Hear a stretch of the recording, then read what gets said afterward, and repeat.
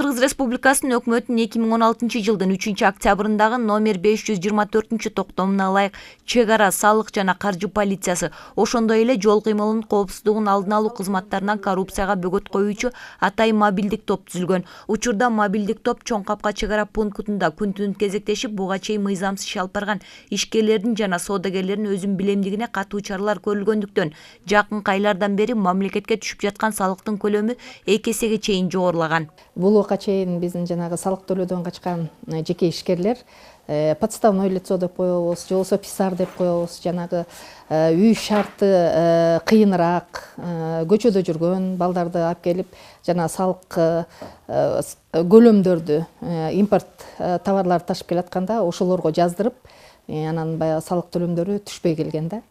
Ал эми бул 2017 жылдын ноябрь айынан бери бул писар жана салык төлөөдөн качкан жеке ишкерлер тыйылды.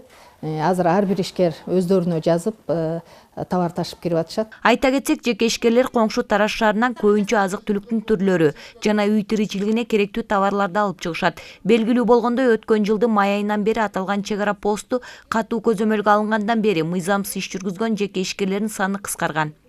Былтыркы жылдын май айынан баштап Чоң Капка посту аркылуу кирген негизги товарлар un, сахар, жыгач материалдар жана башка товарлар жүктүн нагыз ээсине эмес, коррупциялык схема аркылуу писар деген каймана атка конгон, туруктуу жашаган жери жок, көбүнчө мурда соттолгон же мыйзамды жакшы түшүнө бербеген жаш балдардын атына жазылып кирип турган.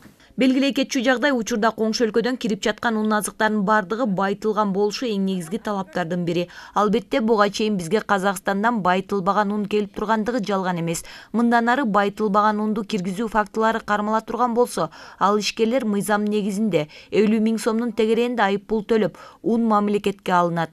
Байытылган ундар азыр мына биз акыркы текшерген ундардан Керемет, Акмарал, Сарыарка, Жейхун, Айкерим, Акниет, бул бизде текшерилген Наба, Эталон, Яшар, Алия, булардын баарында болгондо сыртында баягы байытылган деп каптын сыртында жазылбайт. Үстүндө момундай билесиздер да, обязательно маркировкасы болот. Жыйындын жүрүшүндө ишкерлер тарабынан да бир катар маселелер көтөрүлдү.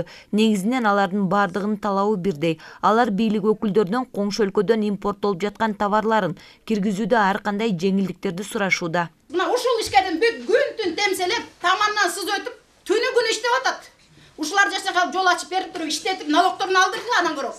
Кыргызстанга пайда келсин жок дегенде. Сиздерге антип мыйзам чегинде иштегиле, мыйзамсыз иш жүргүзгүлө деп мен сизге уруксаат бере албайм дейчи. Сиз айтып атасыз Бардыбекте азыр. Давайте ошондойдун 40 тонна алып келсе, мага 20 тонна да жазып бергиле деген маселени көтөрүп атасыз. Мен кантип, бул кантип ушу 20 тонна деп жазып берет.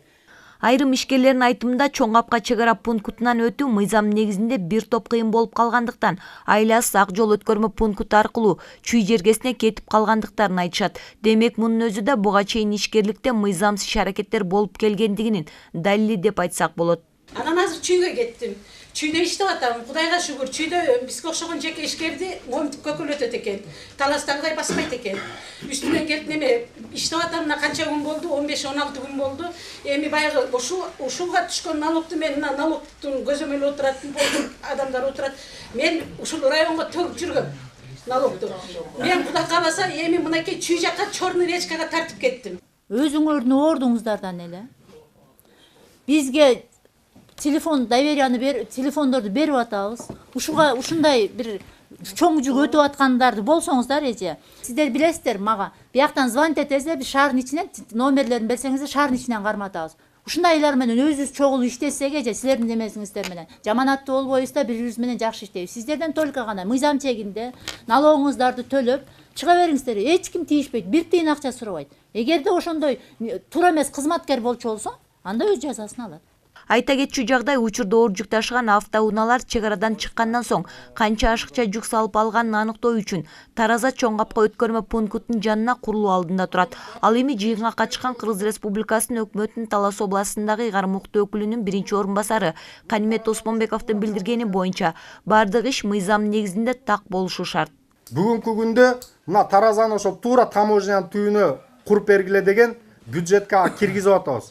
Бирок кай жыл күнү курулуп калат мен аны айта албайм, бирок быйылкы жылдын ичинде 18-жылда курулат ал, Кудай кааласа.